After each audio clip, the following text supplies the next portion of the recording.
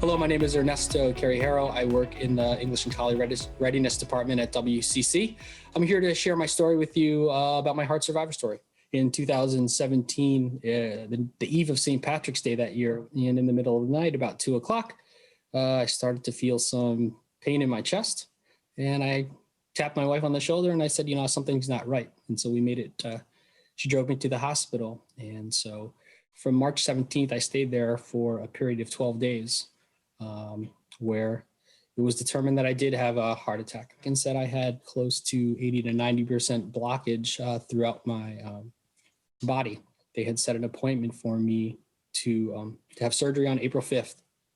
I went home for about a week with what you would imagine would be all kinds of thoughts in my head. But one story I will add, while I was in the hospital, one of the people who brought me one of my meals was actually a former WCC student.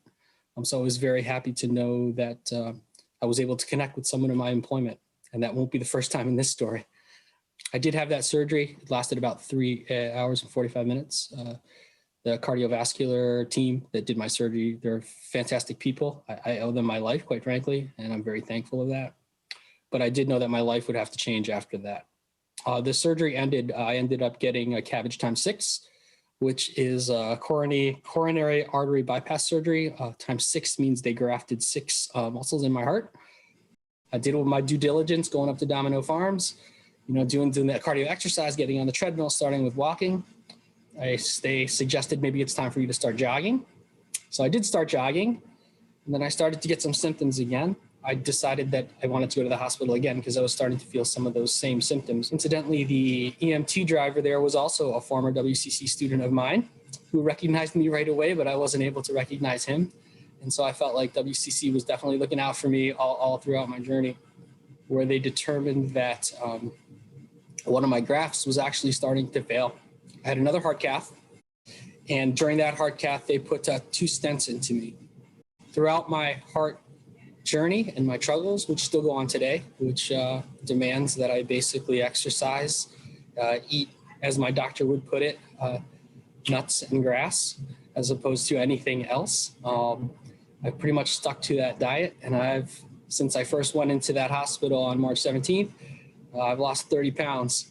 And I've been able to leave that 30 pounds off. And I know that's largely due to the change in my diet and the exercise that I've done.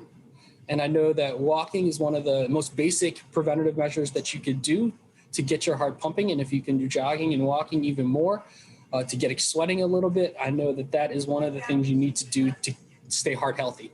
That's the way I do it. I want to show you one last thing, which is the pillow. Maybe we can't see it in the virtual. Well, maybe I'll put up an image and show you. But to show you the pillow that I never want to use again.